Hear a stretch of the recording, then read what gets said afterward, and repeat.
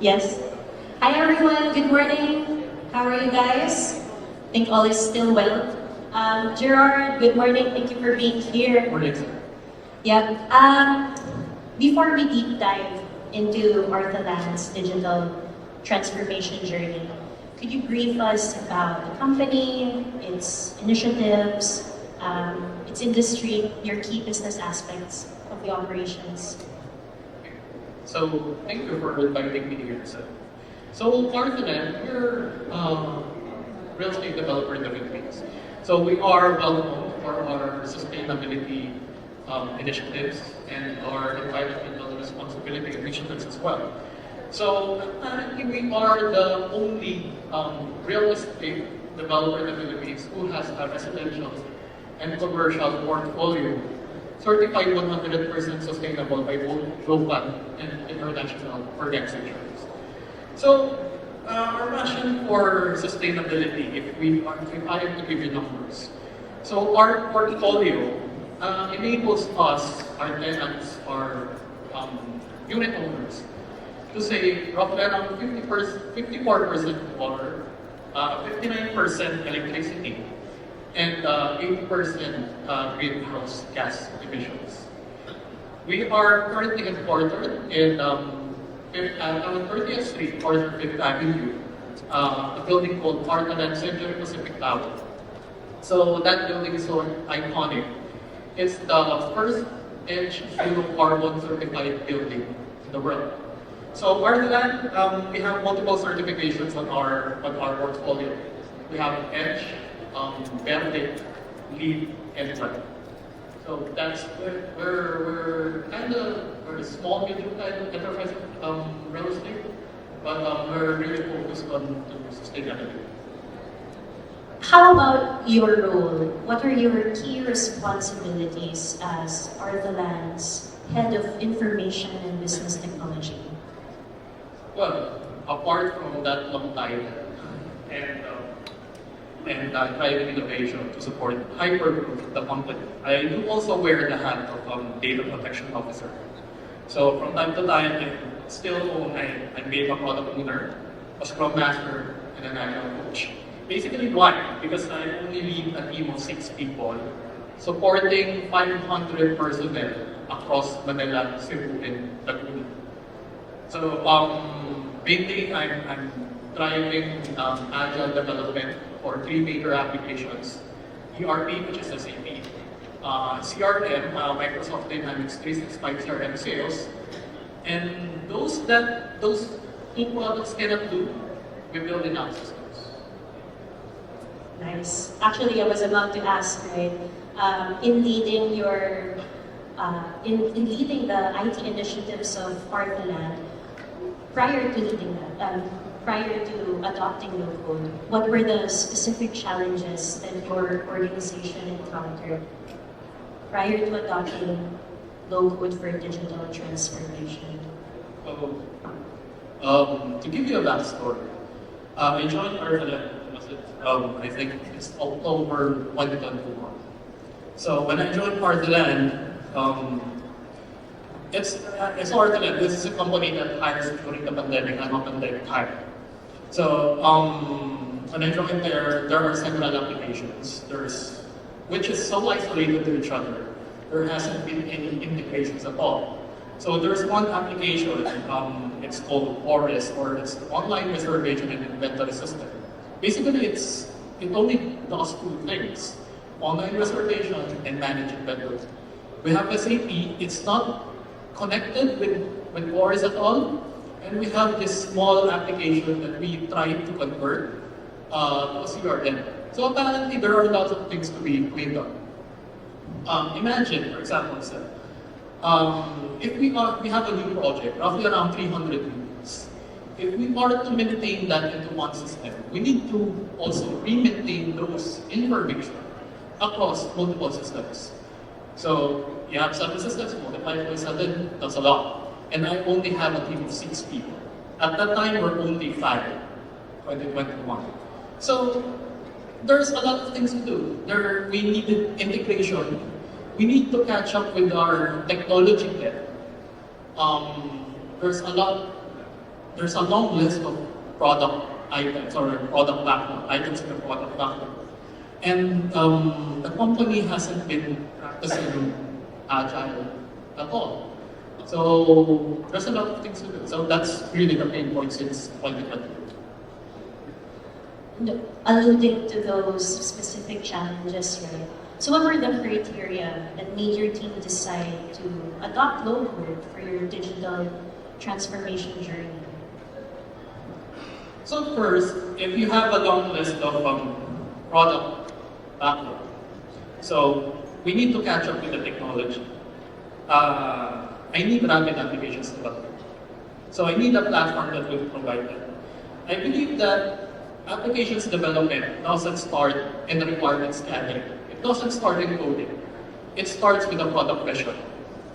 The product vision, then I transform it into a POC, proof of concept, then enterprise-grade applications.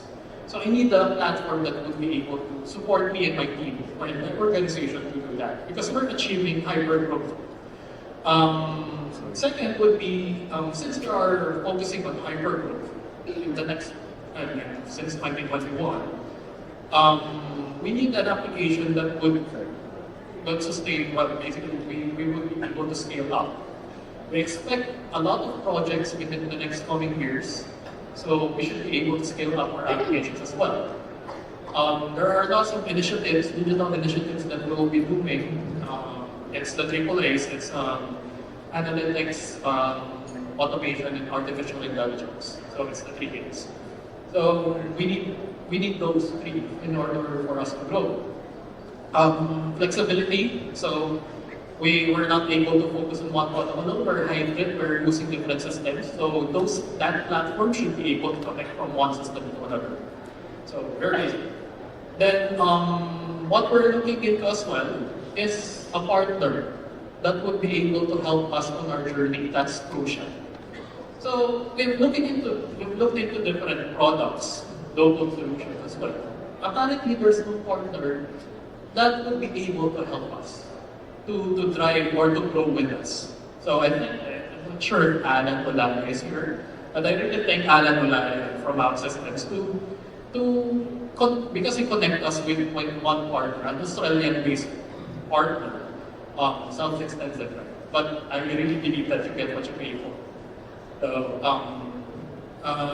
So it's giving results. So as we speak right now, probably it's 10:30, so they're having a daily scrum. We're developing a handover or inspection app through OutSystems, local platform as well. Then finally, at least the lesser or the least of all of those criteria would be cost. So cost figures, numbers, and all, but still with a certain platform, it's something if you be able to get what again, you would be able to get what you paid for if you're willing to invest, but still you need a vision. You need a vision, you need a dedicated team and stakeholders. So that would basically you could be able to justify cost. So cost shouldn't be always be a problem first. In terms of tangible results, how, and I think you've started sharing, but if you could expand more, how has your strategic adoption of systems impacted your organization's efficiency, time to market metric, and overall business performance? So, again, a story. So we have, the first item that we have built is what we call Navis for customers. So it's a mobile application that connects our customers. We will be able to send, if anybody is a customer of Artonet, we'll be able to send you receipts, invoices, so on, through the digital application. So that is a basic platform that has a lot of potential to evolve. Then once when we were satisfied about the results, we are a sustainable company. We should go away with paper. That's why we're transitioning to the mobile application. So when we were satisfied with what we saw with Navis for customers, we expanded the Navis brand or the Navis platform. So Navis is an internal brand within Artonet. So then we have the Navis for sales. So Navis for sales mainly is a customer-facing application that our agents use. Before, when we haven't had NABIs for sales, when we have a payment term, for example, the time for it to be deployed to production would take us 10 days. So because it's being developed in Progo.net. Now, when we had NABIs, payment per discount, so if we needed to roll out the discount immediately, it would take 10 days more. Now, we would be able to do that in 15 minutes. So I'm combining my experience with SAP. Everything should be configuration-based. So, DB Results OutSystems, as part of the product owner, was able to craft an application crazy enough or complex enough that we were able to build a calculator in Perda to that platform. Meaning, if our business development team would envision something at that very moment, let's try out this payment term. We can do that in production without rolling it out live yet.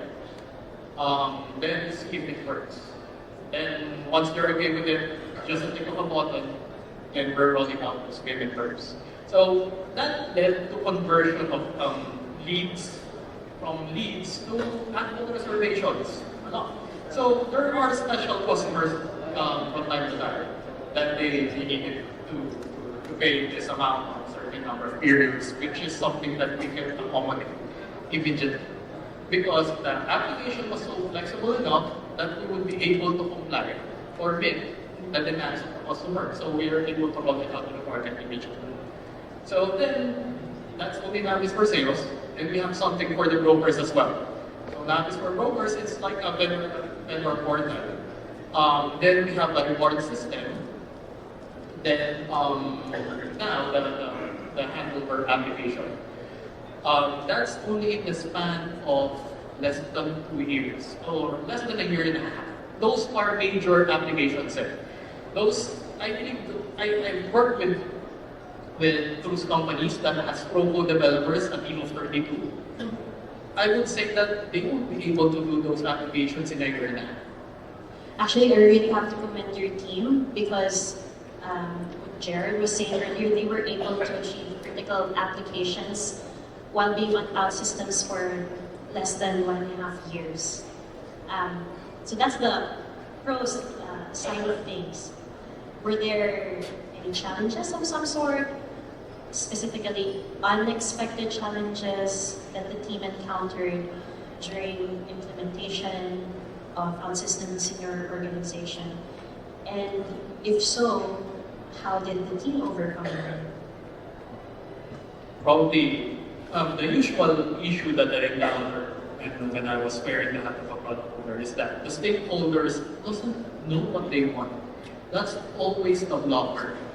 So, and even, well, one of the blockers as well is that there is no product owner, some visionary person that would really know where to set the direction of technology within the company. So if there is such, he was so busy to do his stuff or her stuff, that the technology keeps growing and growing. So usually it boils down to for product owner, visionary, then the organization knowing what they want. So, but implementing Agile is what having a suitable product owner, a Scrum team would eliminate those challenges. I think when you mentioned about implementing Agile, you definitely touched on a common pain point when it comes to the digital transformation process, which is the collaboration between IT and business stakeholders. Would you be able to share more on how your team ensured successful collaboration between these two groups? I think that there are two lines of the Agile manifesto. So they could live by it. So first would be the business people and the developers should always work daily throughout the course of the product. Should. Then number two is that whenever you are building a product, you need to build it, and you need to have motivated individuals on both parties. development team, as well as the stakeholders. So just having those two minimal, those two would ensure that communication and that product development would always happen. So then, just like with some of the remaining agile manifesto items. I guess that's it for me. That works. It's like magic. Sounds like things are looking upwards for Arthalas. Looking ahead, right? What are your future plans or areas of expansion for Arthalan's low-code digital initiatives? So what the future lies ahead of us. We have B2C. This is a customer. Then what we're looking forward to is B2B as well. So once we have business to business, we will be definitely connecting our customers towards those vendors, suppliers, service providers through the app itself. So it's a single platform. I envision it to be super app, which has capability of analytics and automation and artificial intelligence as well. So multiple technologies built in on that product. And I haven't even touched yet with the exploration of augmented reality when it comes to real estate space. These are for me, these use cases are very exciting and very compelling. But what I've particularly noticed is that the planned applications that you have are actually complex and critical applications, which totally debunks the myth that low-code is only for non-critical, small-scale applications. In your team's experience, how does a high-performance low-code platform like OutSystems support the development of complex and critical enterprise applications? So the products that we have developed are customer facing, so it's mission critical always. So it's available 24/7. We develop applications. So the fastest application that we built, this handover app. When Vision did, we kicked off the project mid-May. So, no, early May, sorry. Then we are about to go live on June 1. So that's less than a month. So that's a handover watch listing app. If you're not familiar with the handover watch listing app, if you want a property, if you want to inspect that property, you will be using that. So that's being used by our handover team, our construction team, and even the customer itself. So probably in the future, we would be able to extend that to our contractors. Sounds good. Lastly, Gerard, if you were to give advice to other organizations who are considering low-code for their digital transformation initiatives, what would it be? So, there are technology leaders here. You're probably much bigger than us. So, but low-code is not really for just for small, medium enterprises. If it works for us, it would really definitely work for you. You would be able to save a lot. But in order for you to achieve that, I would suggest that you would find a product owner or a chief product officer, somebody that has a vision or even a crazy vision that's really willing to take the risk to move the company forward with the means of technology. Once you have those, create some vision, identify a Scrum team. Multiple Scrum teams, depending on their size, then allow them to explore. Allow them to develop crazy artificial intelligence, automation, analytics. So I have my team here, 2 people sitting up front. All of them, they're infrastructure guy, wants a TCE guy, but they know local development. So everybody in the team knows local automation, artificial intelligence. You need those things. And if they're exploring, allow them to fail, but they need to fail fast. Then they need to recover quickly. Then always And for my last words, allow your team or even the entire organization, if you're into citizen development, to try to listen and always learn from one another.